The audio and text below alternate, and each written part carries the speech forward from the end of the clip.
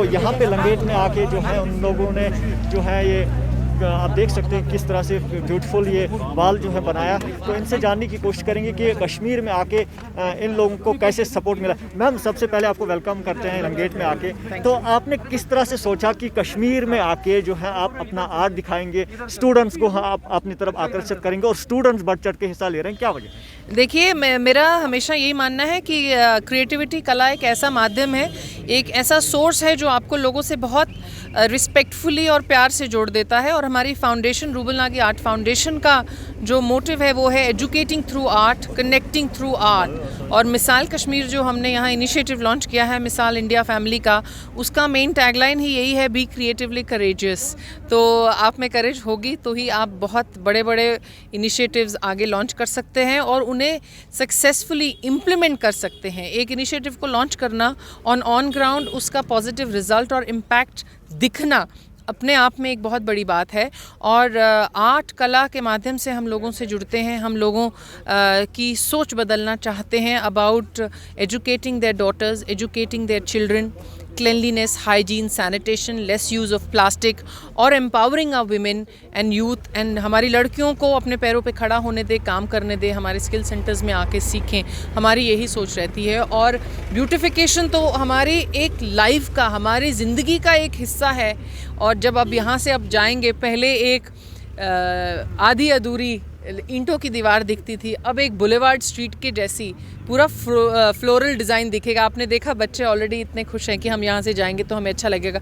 तो कहीं अगर कुछ सुंदर चीज़ बनाई जाए, उसको अप्रिशिएट सबको करना चाहिए। और कश्मीर खुद में एक मिसाल है, खुद इतना सुंदर है, उसमें अगर हम कहीं पे फोकस करके हमारा लैंडस्केप जो है, हमारी जो कश्मीर की ब्यूटी है, चिनार हैं, फूल हैं, ट्यूलिप्स हैं, हमारे झरने हैं, उनको अगर हम कहीं दीवारों पे दर्शाएं, दिखाएं, तो I think it will add to the beauty. एक साल, मेरे ख्याल से 1 साल हो गया आपको यहाँ पे काम करते हुए? नहीं, 3 महीने हुए हैं। तो मुझे बताइए कि कैसा सपोर्ट जो है खासकर स्टूडेंट्स से आपको मिल रहा है? देखिए, मैं यहाँ दिसंबर में आई थी, तो आप कह सकते हैं कि 3.5-4 महीने ही हुए हैं। और इन बहुत वक्त नहीं हुआ जैसे आपको लग रहा है कि 1 साल हो गया है। मुझे भी ऐसा लगता है, जिस स्पीड से हमने काम किया है और जिस पॉजिटिव एटीट्यूड से लोगों ने उसे एक्सेप्ट किया है और हमारे साथ जुड़े हैं।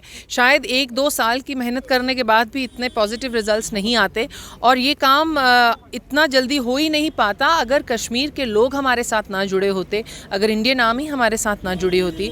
तो मेरा बहुत बड़ा थैंक यू इंडियन आर्मी को है, बहुत बड़ा थैंक यू कश्मीर के लोगों को है, कश्मीर की लड़कियों को है, जिन्होंने एक विज़िट में 10 थी, 15 थी, आज उस विज़िट में 350-400 लड़कियां हमारे साथ जुड़ी हैं। तो आई थिंक कहीं ना कहीं उनको भी समझ में आता है कि अगर कोई आपके साथ सच्चे दिल से और आपके लिए कुछ करना चाहता है विद क्लियर अटेंशन, उनको भी हमारे साथ जुड़ना चाहिए। मैं हमेशा कहती हूँ कि आप एक कदम उठाइए, हम 100 कदम आपको लेके आगे जाएंगे, लेकिन वो पहला एक कदम आपको ही उठाना है। एंड आई थिंक हमारे कश्मीर के अवाम ने वो उठाया है and I am very happy with the outcome. Students के लिए क्या आपकी मैसेज रहेगी, खासकर कश्मीर के स्टूडेंट्स के लिए? क्या जो प्रोग्राम्स जो हैं ऐसे ही सिलसिला चलता रहेगा? मेरा ये कहना है कि स्टूडेंट्स को कि जब भी कुछ अच्छा इनिशिएटिव कश्मीर में होता है, उसमें बढ़ चढ़ के हिस्सा लीजिए, क्योंकि ये इनिशिएटिव आप लोगों के लिए है, आप लोगों के लिए इसे किया जा रहा है, कहीं बाहर वालों के लिए नहीं। तो आप उसे सपोर्ट करिए और अपने साथ अपने दोस्तों को भी इसके बारे में अवेयर करिए, इसके बारे में जागरूकता लाइए कि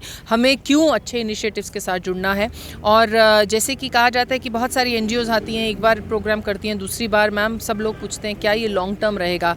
तो मेरा ये मानना है कि लॉन्ग टर्म काम करना चाहिए सब फाउंडेशंस को, और लॉन्ग टर्म उस काम को आगे करने के लिए भी लोगों का उस इनिशिएटिव के साथ जुड़ना बहुत ज़रूरी है। और मैं सच में बहुत खुश हूँ क्योंकि कश्मीर के लोगों ने बहुत पॉजिटिविटी दिखाई है, बहुत एंथुजियाज्म दिखाया है कि they are appreciating and want to be part of. Ma'am, अगर स्टूडेंट्स यहाँ पे बढ़ चढ़ कर हिस्सा लेना चाहते हैं, स्टूडेंट्स, अभी मैं देख रहा था कि कुछ स्टूडेंट्स इसमें पार्टिसिपेट भी करना चाहते हैं, लेकिन उनको सिखाने की ज़रूरत है, तो कैसे आप उसमें जो है उनकी मदद कर सकते हैं, किस तरह से? तो जो हमारे जो लर्निंग सेंटर्स और जो हमारे स्किल सेंटर्स हैं, उनमें यही तो सिखाया जा रहा है। जो लड़कियाँ, जैसे अभी मैं एक मदरसे में वर्कशॉप करके आई हूँ लड़कियों के साथ, तो मैंने उनको पूछा कि आप लोग पढ़ाई कर रही हैं, कुरान पढ़ती हैं, इसके साथ क्या कुछ और करती हैं? तो उन्होंने बोला हम खो खो खेलते हैं, सिलाई बुनाई में किसी को इंटरेस्ट है? बोला मैम सबको है।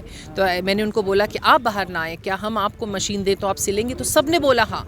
तो ये जो चीज़ हम करना चाहते हैं, इसको सिखाने के लिए ही हमारे जो सेंटर्स हैं वो यहाँ पे खुले हैं। पिछले 3 महीने में मेरे इस ट्रिप में मैंने 4 सेंटर्स की ऑलरेडी इनॉग्रेशन कर दी है, और लास्ट टाइम गो महमदपुरा पटन में भी सेंटर की इनॉग्रेशन में करके गई थी। वहाँ लड़कियाँ सीख रही हैं, बना रही हैं और कमा रही हैं। तो जो भी इन सब चीज़ों को सीखना चाहता है, जिसके बारे में हम बात कर रहे हैं, वो हमारे सेंटर्स में जुड़े।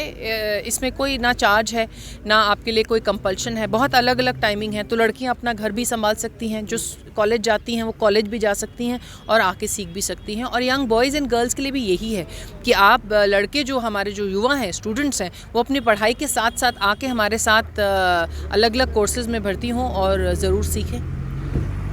तो आपने देखा कि किस तरह से जो हैं यहाँ पे रूबल नेगी जो है काम कर रही है, कश्मीर में आके, बम्बई से आके जो है यहाँ पे काम कर रही है, कश्मीर के युवाओं के लिए, कश्मीर के स्टूडेंट्स के लिए काम कर रही है। तो उस कश्मीरी स्टूडेंट्स के लिए जो है, कश्मीर के स्टूडेंट्स के लिए काफ़ी सेंटर्स को जो भी है इनाग्रेट किया गया है। यहाँ पे जो सीखना चाहता है उनके लिए भी यहाँ पे व्यवस्था रखी गई है। मुदस्सिर रशीद।